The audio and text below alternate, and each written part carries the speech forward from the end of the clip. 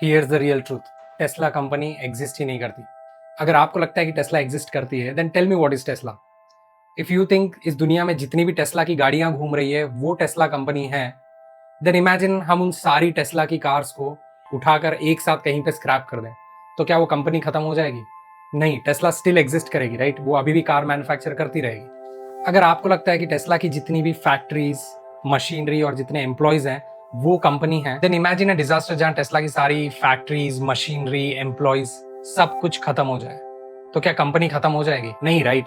वो still market से पैसा उठाएगी, न्यू एम्प्लॉयज को हायर करेगी और कार बनाना चालू कर देगी। इफ यू थिंक टेस्ला की टॉप मैनेजमेंट और उसके शेयर होल्डर्स मिलकर टेस्ला बनाते हैं, तो सॉरी, इमेजिन कि सारी टॉप मैनेजमेंट को डिसमिस कर दिया गया एंड सारे शेयर्स बिक गए टेस्ला के, बट कंपनी फिर भी रहेगी, राइट? इसका मतलब ये नहीं है कि टेस्ला अमर है। अगर किसी जज ने टेस्ला के अगेंस्ट एक डिसोल्यूशन मैंडेट जारी कर दिया, तो टेस्ला की सारी cars, factories, employees, shareholders, top management सब के सब तो यही रहेंगे, but Tesla as a company रहेगी ही नहीं। टेस्ला बेसिकली हम सबका कलेक्टिव इमेजिनेशन है। लॉयर्स इसको लीगल फिक्शन कहते हैं, समथिंग जिसको आप छू नहीं सकते क्योंकि वो कोई फिजिकल ऑब्जेक्ट नहीं है। It's just fictional, imaginary.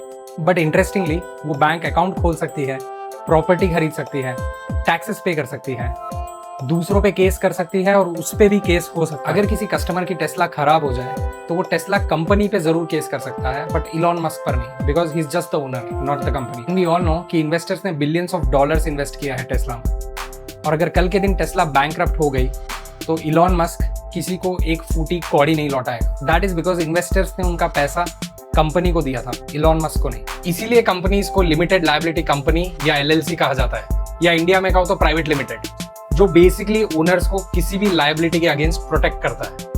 And यहाँ पे टेस्ला का सिर्फ मैं एग्जांपल ले रहा हूँ, ऑब्वियसली ये सारी कंपनीज पे लागू होता है। Let me know in the comments below if you knew about legal fiction before this video. And अगर आज आपको कुछ सीखने को मिला है तो वीडियो को लाइक जरूर करना। Thank you so much.